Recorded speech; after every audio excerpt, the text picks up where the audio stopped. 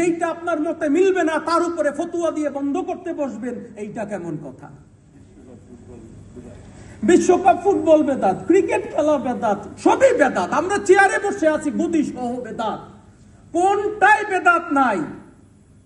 আনতে পারবেন না বেদাত ছাড়া। চশমা পরে আছি ভালো দেখি বেদাত, তারপরে অন্ধকার দেখবেন, খুলে ফেলেন বেদাতটা। কি চশমা খুলে ফেলেন বেদাত, এখন আর দেখি না, পড়তে পারি না, জ্ঞান শূন্য হয়ে গেছি সাথে সাথে। সবই বেদাত। এই জগতের বেদাতে বলতে গেলে আমরা তো 1400 বছর পরে বেদাতে বেদাতে বেদাতে বেদাতে বেদাতের সাগরে আছি। আল্লাহ জানে আগামী কিয়ামত পর্যন্ত আর কত বেদাতে থাকবে। তো ঠিক আছে, এত বেদাত করতে পারলাম, আমার রাসূলের জন্মদিনে আমরা একটু বেদাত হইলেও আমরা একটু আনন্দ করতে। দলিল দিলেন, আলহামদুলিল্লাহ, আপনার দলিল আমি নিলাম, কিন্তু আমার মোহাব্বত আমার কাছে, কি বলেন সত্য না মিথ্যা?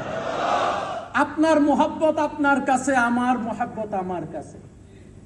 কেউ মোহাব্বত করে স্ত্রীকে নাম ধরে ডাকে, কেউ মোহাব্বত করে স্ত্রীকে প্রিয় বলে ডাকে, কেউ মোহাব্বত করে স্ত্রীকে ওগো শুনছো বলে ডাকে।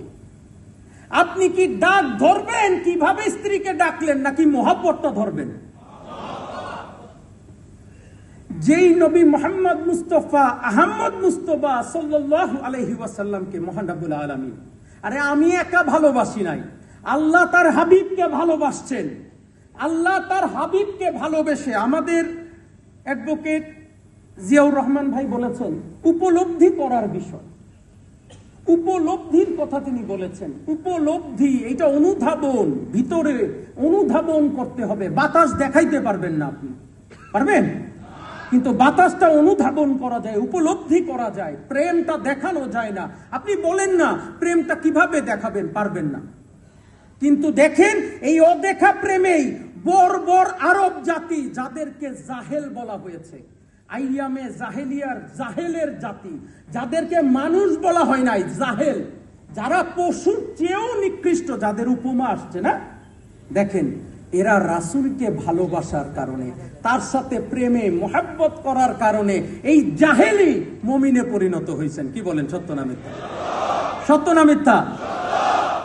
এই জাহেল মুমিনে পরিণত হয়েছেন কিসের কারণে? আপনি বলতে পারেন ইয়েস, এই জাহেল মুমিনে যে পরিণত হইলেন, কিভাবে হইলেন?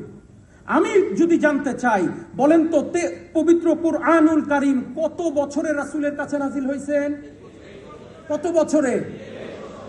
40 বছর বয়স থেকে 63 বছর বয়স পর্যন্ত, দীর্ঘ 23 বছরে এই কোরআন রাসূলের কাছে আসছেন। এই কোরআন, সম্পূর্ণ কোরআন আসার আগ পর্যন্ত, মানে এই 23 বছর শেষ হওয়ার আগে কোন সাহাবী মারা যান নাই? যান নাই? বিভিন্ন যুদ্ধে রাসূলের যে 27টা যুদ্ধের কথা আমরা বলি, বা মতান্তরে আরো ছোট ছোট অনেকগুলো যুদ্ধ আছে, এই 85টা ছোটখাটো যুদ্ধের কথা বলি, ছোট বড় মিলিয়ে 85টা যুদ্ধ। এই যুদ্ধে সাহাবীরা মারা যান নাই? তারা কি পূর্ণ কোরআন শরীফ পেয়েছেন? পেয়েছেন? তারা 30 পারা কোরআন পেয়েছেন? পান নাই। 6236 খানা আয়াত তারা পেয়েছেন? পান নাই। কোন সাহাবী এমন আছে মাত্র 10টা আয়াত পেয়েছেন, কেউ 20টা পেয়েছেন, কেউ 100, কেউ 1000, কেউ 1500, কেউ 2000। পূর্ণ কোরআন শরীফও তারা পান নাই। তাহলে তারা মুমিন কিভাবে হলেন? কিভাবে মুমিন হলেন? কিভাবে মুমিন হলেন?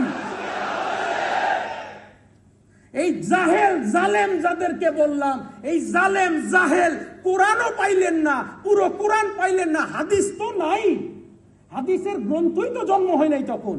রাসূলের কে নবী মুহাম্মদ মুস্তাফা আহমদ মুস্তফা সাল্লাল্লাহু আলাইহি ওয়াসাল্লামের এই নূরময় সত্তাকে ভালোবেসে তারা মুমিনে পরিণত হলেন। কি বলেন সত্য না মিথ্যা?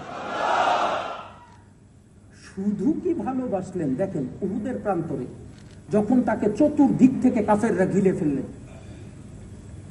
তাকে নিরপেক্ষ, সত্য প্রকাশে আপোষহীন।